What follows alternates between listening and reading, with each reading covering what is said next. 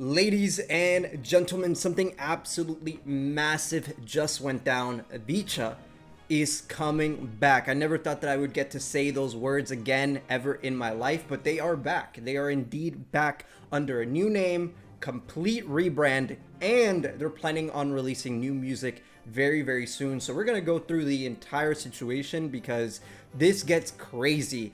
Honestly, this whole ordeal has been a nightmare. But luckily, Vicha is back. Now, I have covered Vicha on several occasions, and I did make a video when the original lawsuit came out. So if you want to see exactly what went down that led up to that situation, definitely check out that video. But a lot has happened since then, including an actual response from JYP. They actually released a 60-page declaration where they counter some of the claims that KG made and add additional context behind the contracts and how it all really went down behind the scenes. Now, 60 pages does sound like a lot, but like 40 of those pages are the instruction manual for the home defense system that they had inside the home. The only reason they bring that up in this document is because KG made this claim that they were being filmed inside the house, and that's one of the reasons why she was uncomfortable being there and one of the reasons why she left. So they wanted to include that as part of the document there. But the majority of this kind of focuses on the progression of the documents and the actual contracts that KG and her family signed. JYP actually brings up an interesting situation that happened on January 11th of 2023, where a judge actually declined to approve the group member employment agreements. Basically, their contracts were declined by a judge because of two reasons. The first one, the requirement that the group members live together in the same dorm, and the second one being a significant monetary liquidated damages penalty for breach of the contract. So basically, if they tried to leave without a actual valid reason, then they would have to pay back the money. And this was really the big thing that KG was talking about in her initial lawsuit, was this debt. The debt was like a big thing, and part of the reason why KG even sued JYP USA in the first place, it was so that she could cleanly cut herself out of the contract without having to pay back any of the money that she supposedly owed. Now, apparently, according to the same document, the contract was amended to make group living an optional thing, and also they removed the liquidated damages provision entirely from the contract. After these revisions, the contracts would get approved and all of the members and their families would sign off on the contracts. Then in January of 2024, the members would move in voluntarily into the group home. But this is where things get crazy, because on May 19th of 2024, KG would leave the group residence without advance notice and she would never return. After that, it becomes a big lawyer versus lawyer battle, and KG actually ends up firing her first lawyer. She then gets a second one. JYP claims that they tried on several occasions to reach amicable separation terms, but all of that was declined. And then eventually on December 6th of 2024, KG would file the lawsuit against JYP USA. JYP would also reveal that ever since the entire situation happened and up until now, KG has been receiving a total of $428 per week. KG actually confirms this to be true and then argues that the reason why she is accepting the payments is because JYP has blocked her from making any other sort of income. JYP also claims that KG tried to seek out solo work outside of the contract that she was under, because her mom was really like worried about the whole debt. And so she's like, hey, what if KG is allowed to make songs or produce or write songs for herself or other groups, etc., so she could have revenue coming in from that way. But obviously that goes against the contract that she signed, that group contract that she signed.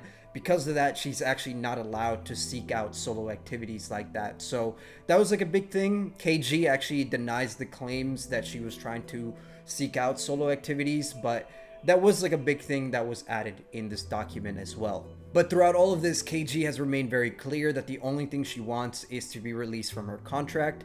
And it looks like she might get what she wants because today is the deadline, right? Whether this goes into arbitration, whether they settle, whether this actually becomes a trial, this is the deadline. So based on a lot of the way that JYP has been acting in the past few days, it definitely looks like they're confident that they're going to reach some sort of agreement by today. But given the fact that Vicha completely rebranded all of their social media accounts to GIRLSET earlier today, it definitely feels like the dark times are in the past, and now we can just look forward to whatever GIRLSET is going to be. But KG is not the only member that this group lost, because if you remember, there were 6 of them, and Kaylee is also gone. A few months ago, she actually updated her own personal Instagram account, and she basically said, hey, I'm leaving the group. You know, I'm leaving JYP USA, and I'm looking at different journeys. And given the circumstances, I actually think this is probably the right decision. But with both Kaylee and KG now gone from the group, it's 4 members left. And these 4 remaining members have chosen to rebrand as GIRLSET. We actually did know that this was happening because a while ago, JYP actually did file for this trademark. So we knew something was happening. We just didn't know when it was going to happen. And that day is today. All of their social media has been completely changed over to GIRLSET. Instagram, Twitter, YouTube. In fact, all of the YouTube videos that used to be on there are completely gone. The only thing that remains is like the songs and the video announcing their comeback. They actually did post a snippet of what the song is going to sound like over on their Instagram. The song is called Commas, and it does sound like a big departure from the type of music that they were making before as Vicha. So yeah, it's a bold new direction. The styling, the makeup, the fact that they're wearing like these like big blazers, it tells you that they're very serious about this and that they're going to approach it from a completely new direction. By the way, I just want to say, thank God they changed the name, because that was one of the things that I never really liked about the original group, is the name Vicha, it just doesn't make sense. It never made sense to me. But GIRLSET, it's clear, it's clean, and it fits. It fits so much better. Thank you for changing the name. I like it, big fan. But more importantly, the members themselves have opened up their own personal Instagram accounts. That is great. What a great idea. Thank God. I feel like one of the mistakes that JYP made with Vicha early on is that they underestimated the power of personalized social media accounts. So look at Cat's Eye, right? As an example, because they're the closest thing to GIRLSET. But Cat's Eye, from day one, they had their Instagrams, they had their TikToks, all of that was already separated for them.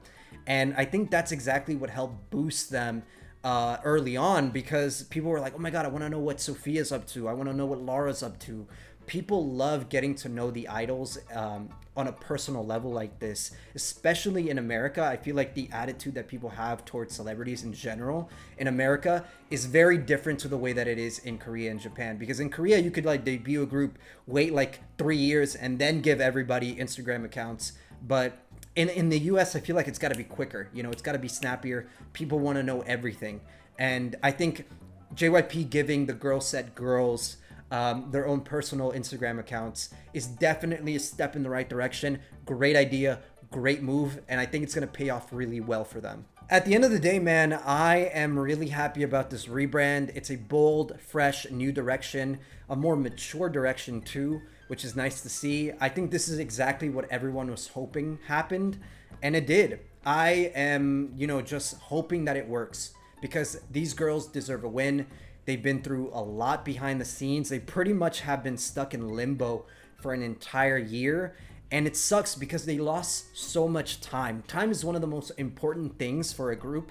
And they lost a lot of that to a bunch of nonsense that was pretty much outside of their control. But now they're starting fresh. It's a brand new day.